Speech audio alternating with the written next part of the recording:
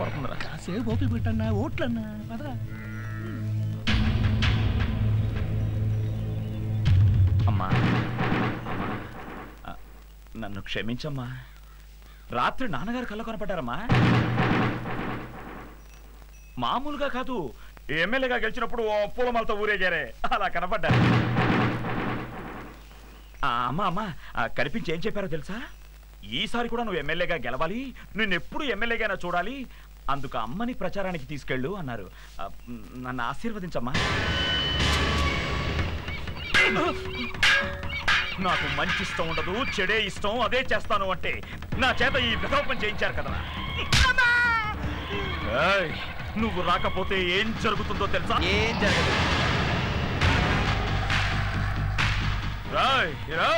నువ్వు ఇక్కడికి ఎందుకు వచ్చావరా? నీలాగే ఓట్లు అడుకోవడానికి. ఇది నా ఇల్లు, ఆవిడ మా అమ్మ. మాకు అమ్మే. ఏంటే?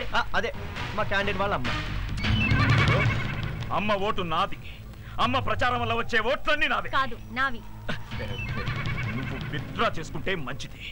నేను నీ ₹1,00,00,000 ఇస్తాను.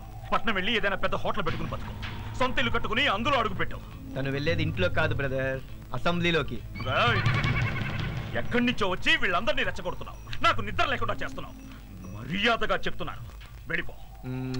వెళ్ళిపో వెళ్ళిపో, లేదా మెంటల్ గా ఏం చేస్తాను.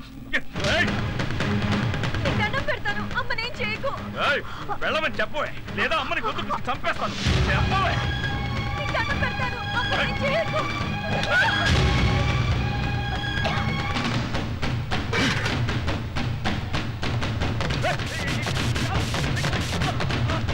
చూడు,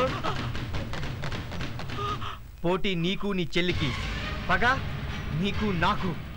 మధ్యలో అమ్మ జోలికొచ్చావు.